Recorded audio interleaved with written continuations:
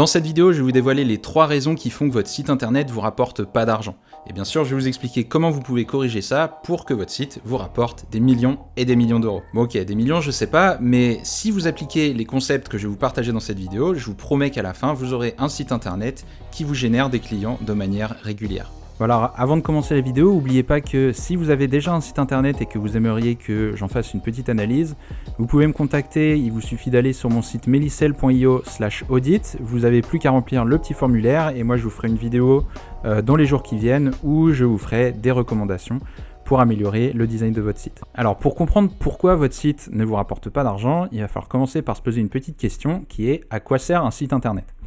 Donc évidemment, à quoi sert un site internet, ça va dépendre des objectifs de l'entreprise, mais vous savez, généralement ça peut être vendre des produits, améliorer la notoriété de la marque, attirer des clients, etc.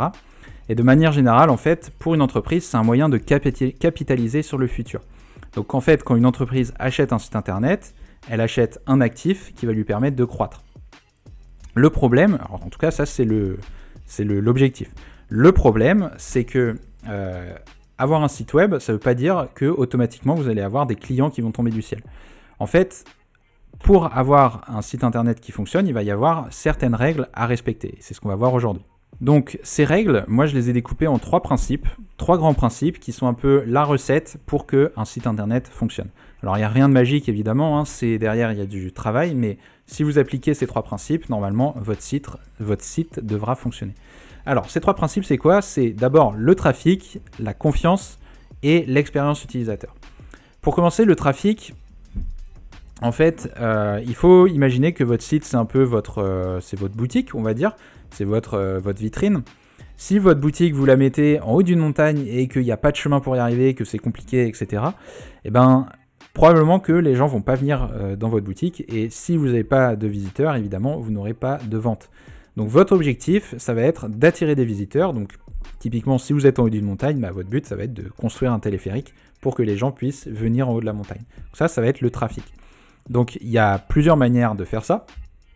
Premièrement, vous pouvez utiliser le SEO ou Search Engine Optimization, qui en français qui est le référencement. Donc c'est tout simplement des techniques que vous allez utiliser pour apparaître dans les résultats de recherche sur Google.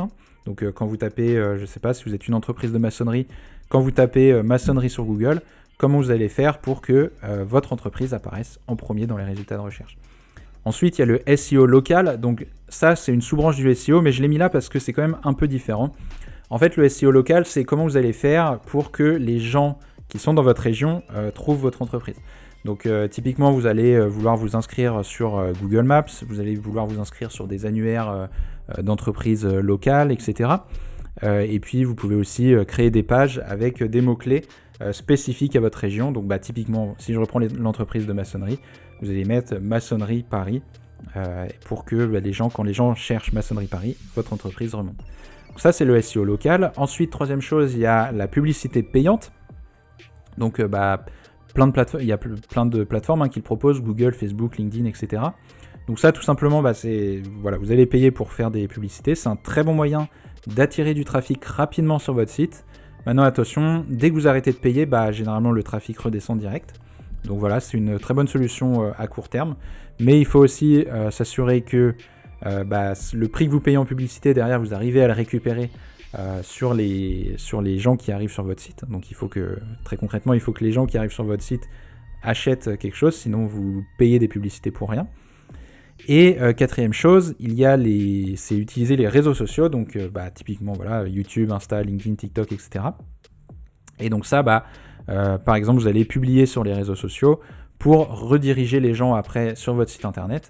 Et donc ça, typiquement, là c'est exactement ce que je fais avec cette chaîne YouTube. En fait, je fais des vidéos, ça attire du monde sur mes vidéos, et moi dans mes vidéos, j'invite les gens à aller visiter mon site internet. Et donc j'ai une partie du trafic de mon site qui vient de YouTube en fait. Voilà, donc ça c'est les 4 manières principales. Après il y en a d'autres, mais qui sont peut-être un peu moins importantes. En tout cas voilà, c'est 4 manières dont vous pouvez améliorer le trafic sur votre site internet. Le deuxième pilier, ça va être la confiance. Donc une fois que vous avez attiré du monde sur votre site internet, vous avez du trafic, c'est bien, vous avez plein de visiteurs chaque mois qui viennent, etc. Le problème, c'est que les gens qui viennent, ils n'ont aucune raison de vous faire confiance. Donc votre objectif, ça va être de les convaincre que vous êtes justement la personne la plus qualifiée pour répondre à leurs problèmes et donc les inciter à acheter vos services ou votre produit. Donc pour ça, il y a plusieurs manières de faire. Première chose, ça va être de répondre à la question « What's in it for me ?» Donc quand un visiteur arrive sur votre site, lui, la seule chose qu'il va se demander, c'est qu'est-ce que j'ai à y gagner, pourquoi je lui accorderai de mon temps, qu'est-ce qu'il va m'apporter. Et donc, vous allez vouloir répondre à cette question. Donc ça, globalement, ça va être via le copywriting, donc le contenu texte que vous allez devoir répondre à cette question. Dans la même veine, vous allez essayer de parler du problème de vos visiteurs et non pas de votre solution directement. Alors, évidemment, il faudra parler de vos solutions. Vous allez expliquer comment votre solution répond à ce problème. Mais vraiment, il va falloir mettre l'accent sur le problème d'abord. Parce que c'est ça qui intéresse les gens. Les gens, ils viennent parce que, a priori, ils ont un problème et que, a priori, vous êtes la personne qui peut y répondre. Et enfin, dernière chose, il va falloir prouver que vous êtes digne de confiance via le contenu de votre site. Donc, typiquement, vous allez, par exemple, pouvoir montrer un portfolio, donc montrer des réalisations que vous avez déjà faites. Vous allez pouvoir mettre des avis clients pour que les gens voient que, il y a des gens qui ont utilisé vos services ou acheté vos produits et qu'ils sont contents. Dans le même genre, vous allez pouvoir mettre des notes Google Maps. Si vous avez 5 sur 5 d'avis sur Google, faut le mettre en avant. Vous allez pouvoir mettre les logos des marques avec lesquelles vous allez travailler, etc. En fait, toutes ces choses-là, ça va être des éléments qui vont renforcer la confiance et qui vont pouvoir aider les visiteurs à vous faire confiance et donc à acheter derrière vos produits ou vos services. Et enfin, troisième pilier, ça va être l'expérience utilisateur. En fait, ça, il faut se dire que quand quelque chose est compliqué, de manière générale, l'être humain, il a tendance à pas faire. Je sais pas pour vous, moi par exemple, quand je dois déclarer mes impôts, je sais que ça va être une galère, ça va être compliqué, donc j'ai tendance à repousser au maximum. Bon, au final, je le fais parce que sinon j'aurais des problèmes, mais vous voyez un peu l'idée. Sur votre site internet, c'est pareil. Si c'est trop compliqué, les gens ils vont pas passer à l'action. Et donc votre seul but, ça va être de simplifier et encourager le passage à l'action.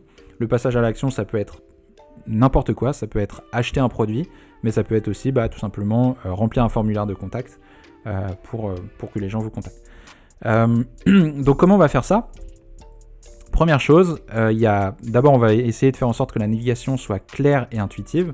Ça, vous savez, il y a cette fameuse règle qui dit qu'il faudrait que n'importe quelle page de votre site soit accessible en 3 clics. Alors je ne sais pas si c'est une règle qui est gravée dans le marbre, mais en tout cas, ça vous donne une petite idée de comment vous pouvez faire en sorte de garder une structure de vos pages la plus simple possible. Ensuite, il va falloir respecter la hiérarchie visuelle. Donc ça, c'est tout simple. C'est quand quelqu'un navigue sur votre site, en un coup d'œil, il doit comprendre qu'est-ce qui se passe sur chaque section. Donc pour ça, vous allez pouvoir utiliser par exemple des titres que vous allez mettre plus gros que le texte. Mettre des textes d'une couleur un peu plus claire par exemple, mettre des boutons d'une couleur différente. Là, le but, c'est de guider le regard de l'utilisateur pour que, s'il scrolle rapidement sur la page, très rapidement, il ait une idée de qu'est-ce qui se passe sans avoir besoin de tout lire. Troisième chose, vous allez devoir utiliser un design, vous allez devoir faire en sorte que votre design soit responsive. Donc ça, c'est bateau, mais je le dis quand même, c'est hyper important. Si votre site s'affiche pas sur mobile, sur tablette, sur grand écran, etc., c'est très mauvais parce que imaginez quelqu'un qui arrive sur son téléphone et le site s'affiche très mal, il y a de fortes chances que la personne s'en aille, tout simplement. Ensuite, il va falloir que vos appels à l'action soient visibles, donc ça rejoint un peu ce que je disais sur la hiérarchie visuelle, mais grosso modo, si votre bouton de contact, c'est juste un texte comme ça, il est noyé dans le reste du site, personne va le voir et personne va vous contacter. Enfin, peu de monde va vous contacter. Donc faites en sorte que vos appels à l'action soient visibles. Mettez vos boutons de contact ou d'appel à l'action d'une couleur différente qui ressort bien par rapport au reste du site. Et enfin, il y a 2 principes hyper importants. Donc d'abord, il faut que votre site soit cohérent du début à la fin. Vous commencez pas à mettre une page avec un fond bleu et puis après une page avec un fond rouge, etc. Il faut que votre charte graphique en fait soit cohérente dans l'ensemble parce que sinon vous allez perdre l'utilisateur et il va pas comprendre, il va avoir du mal à comprendre la logique. À chaque fois, il va devoir réfléchir. Et en fait, de manière générale, en design, on veut pas que l'utilisateur réfléchisse, on veut que ça soit intuitif. Et enfin, je l'ai mis parce que je pense que c'est quand même un principe qui est hyper important, mais less is more. Donc, dans le design, la simplicité, généralement, c'est plutôt une bonne chose parce que vous voulez pas perdre votre utilisateur avec des fioritures, avec des multitudes de détails, etc. Essayez d'aller au plus simple, droit au but. Et donc pour ça, vous voulez pas forcément avoir des dégradés, des explosions dans tous les sens, etc. Restez simple. Voilà, donc si vous avez le trafic, la confiance et l'expérience utilisateur, normalement, votre site devrait fonctionner et vous devrez soit pouvoir générer des ventes, soit pouvoir générer des clients. Maintenant, j'aimerais bien faire une petite analogie pour terminer. Imaginez que vous ayez acheté un appartement et que vous avez décidé de le louer pour gagner de l'argent, tout simplement. Et pour pouvoir le louer, pour que ça fonctionne, vous allez devoir faire plusieurs choses. Vous allez devoir d'abord publier des annonces sur Le Bon Coin ou sur des sites spécialisés. Donc ça, c'est ce qui va s'apparenter au trafic. Donc vous voulez que si vous publiez pas d'annonce, en fait, personne va voir votre appartement et donc personne va le louer. Ensuite, vous allez devoir rédiger un contrat. Donc ça va être la partie confiance parce que si vous louez votre appartement et que vous dites vous venez, vous rentrez, vous me payez, machin. C'est plutôt, pour le coup, c'est plutôt à l'avantage de la personne qui loue votre appartement, mais vous voyez qu'en tout cas, il n'y a pas vraiment de confiance et la personne qui loue, à tout moment, elle se dit à tout moment, elle peut se faire dégager de l'appartement ou quoi que ce soit. Voilà. Et enfin, vous allez devoir passer un petit coup de peinture et puis même de manière générale avoir des équipements de cuisine, des plaques de cuisson, une machine à laver, enfin voilà tout ce qu'il faut.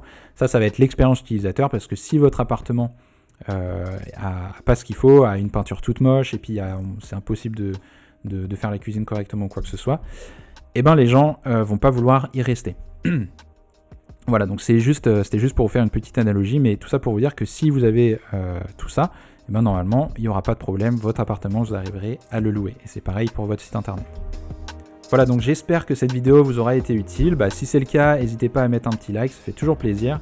Si vous avez des questions, mettez-les en commentaire, j'y répondrai avec grand plaisir. Et n'oubliez pas de vous abonner à la chaîne pour ne pas louper les prochaines vidéos. Et moi je vous dis à bientôt.